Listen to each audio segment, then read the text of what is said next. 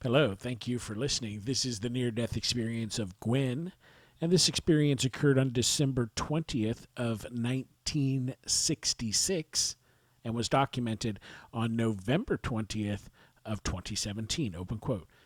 I jumped on a stall door, which fell into the back end of a horse. I clearly remember falling. I remember seeing the hoof come at the right side of my face. I heard the thunk as it struck my head as I was flung backward. The next thing I remember was floating about 8 feet above the ground and about 12 feet to the southeast of my body, which was lying spread-eagled on its back. I watched my friend Jean cross my arms over my chest and pull my body out of the stall. The horse had turned around and was nuzzling my body. My other friend Steve came running up, and Gene waved his arms and talked excitedly, obviously telling Steve to go to the office and call for help. The impression of myself was as a cartoon thought bubble, like a translucent gray cloud. I could not hear sound, speak, or be seen, although I could think clearly and knew what was happening on the ground. I did not feel any distress or fear, only a rather mild, detached curiosity at the situation. As Steve ran off, I turned around and found myself in a limitless gray fog. There was no sense of individual beings, but there was a multiple presence. I had an overwhelming feeling of contentment and well-being. Of course, I had no eyes or ears, but I clearly heard the communication of, "You may stay or go. It is your decision. There are things we would like you to do, but it is your choice." There was no judgment or pressure. Rather, the communication had an impartial, almost bored tone. I replied, "I'll guess I'll go back." Immediately, a roaring whirlpool/tunnel opened up and pulled me toward it. As I entered the tunnel, I thought, "This is going to hurt," meaning the pain from the injury to my body, and of course, it was very painful when I regained consciousness. The only time I experienced a strong emotion was when I said I would go back. The feeling then was of an unutterable sadness of leaving that place. I can still remember the very poignant sense of loss at that moment. Moments later, I regained consciousness. I was on my back with my arms crossed over my chest, and the horse was still nuzzling me. My friend Jean kept trying to push her head away. My head hurt terribly. I had a partially detached retina, multiple chips to the right zygomatic arch, and a bone-deep laceration. I was unconscious for maybe 5 to 10 minutes. I am sure that I was given a chance to die or to return to my body. I still feel an almost unbearable sense of loss for leaving. I never told anyone about this experience because it was too personal, and I couldn't bear the thought of someone trying to rationalize it away. It has been 50 years, and I still remember the experience as if it happened this morning. I hope I did the things they wanted me to do. End quote. What an awesome story, Gwen. You know, I love that last line there. I hope I did the things they wanted me to do.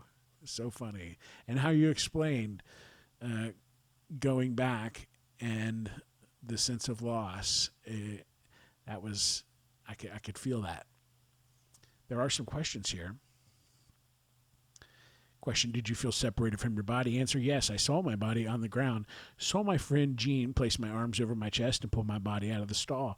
I saw the horse nuzzling me, and I saw Jean tell Steve to run to the phone for help. When I regained consciousness, my arms were crossed over my chest. My body had been dragged out, and the horse was still nuzzling me vigorously, trying to get me to move.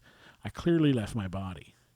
Rating your highest level of consciousness comparatively, more conscious and alert than normal, more aware of surroundings, but there was a sense of detachment from normal feelings like sadness or curiosity.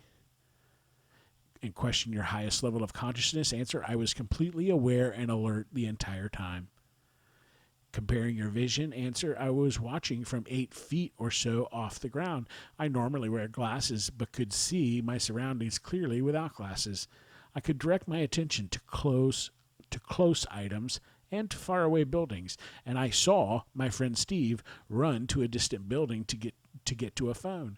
I had no eyes, but could direct my attention whichever way I wanted. Question, comparing your hearing, answer, there were no sounds. The thoughts I had were projected into my head and were as clear as English.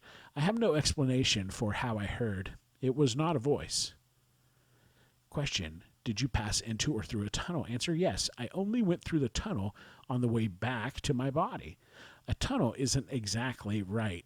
When I said I would go back, a black hole opened beside me. It was a gradually expanding black hole that pulled me into it, almost like a cross between a whirlpool and a tunnel. There was a rushing/roaring sound that increased as I was pulled into it. There was no fear or distress at entering the tunnel, just again that rather detached, unemotional curiosity. Question, did you see an unearthly light? Answer, uncertain. I was in a translucent gray fog/cloud, neither warm nor cold. I had no bottom or top and felt vast. Question, did you seem to enter some other unearthly world? Answer, I was in a translucent gray fog or cloud. My sense of myself was as a gray floating part of the cloud. Question, what emotions did you feel during the experience? Answer, mostly mild curiosity and detachment. Absolutely no fear or distress, even when viewing my body on the ground. Incredible contentment and peace when in the gray cloud, and incredible sadness and loss when I made the decision to leave and come back. Question, did you come to a border or point of no return? Answer, I was told that I could stay or go. The decision was mine. There were things they wanted me to accomplish, but the decision was mine. I felt an obligation to come back and do these things, whatever they were. I would have liked to stay. The feeling of peace over there is inexpressible with words. Question, what importance did you place on your religious/spiritual life prior to your experience? Answer, slightly important to me. Question, what was your religion prior to your experience? Answer, Christian Protestant. I went to church at my parents' insistence, but was not and am not a believer. Question, have your religious practices changed since your experience? Answer, yes. I quit believing in organized religions. Their teachings didn't coincide well with what I experienced. Question, what importance do you place on your religious/spiritual life after your experience? Answer, not important to me. Question, what is your religion now? Answer, unaffiliated, agnostic. Question, did your experience include features consistent with your earthly belief? Answer, inconsistent. I went to a Protestant church teaching about the Father, Son, and Holy Ghost, heaven and hell. This experience was not even close to what they taught me in Sunday school. Question, did you have a change in your values and beliefs because of your experience? Answer, yes. I stopped going to church. Their teachings did not coincide with my experience. Question, did you seem to encounter a mystical being or presence or hear an unidentifiable voice? Answer, I heard a voice I could not identify. I had no ears, no body, yet I very clearly heard that I was being given a choice to stay or go. I have no idea how this communication was accomplished, but it was as clear as if it was spoken.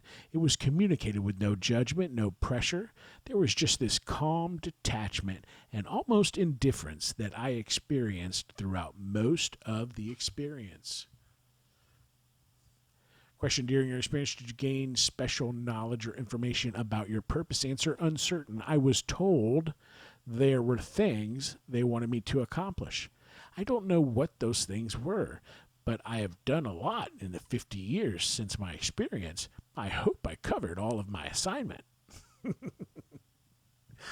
I'm sure you did, Gwen. You made it. Question, do you believe in an afterlife after your experience? Answer, an afterlife definitely exists, yes. The place I was in during the experience is as real to me as the room I am sitting in. I was given a choice to stay there or go back. I was not It was not the heaven or hell that is described in religious literature. The feeling there is profound, and the terrible sadness of leaving there was wrenching.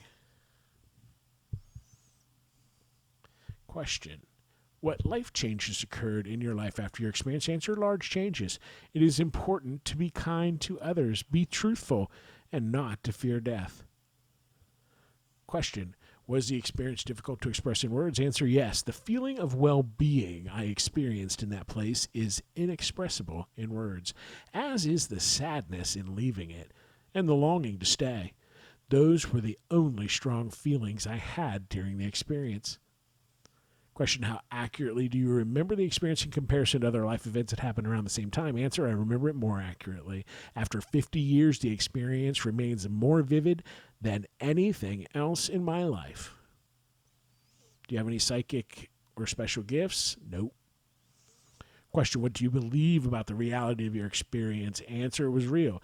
It really, truly happened. I cherish the memory because the place I was at for such a short time gave me such a wonderful peace. Words cannot describe the feeling. That is as close as I can come. There is no explanation for where I was, and the words are really inadequate to describe it. After 50 years, the memory is as vivid as if it just happened. Actually, I am uneasy sharing it for the first time. It was an intensely personal memory. Well, that's awesome, Gwen, that you shared that with us for the first time, and we're able to read it here. Pretty cool. And it was great. You did a great job with that, Gwen. I thought that there were several points that you made that really were vivid to me, and definitely made those. So I thank you for that, and I thank everybody for listening. I hope you have a great day.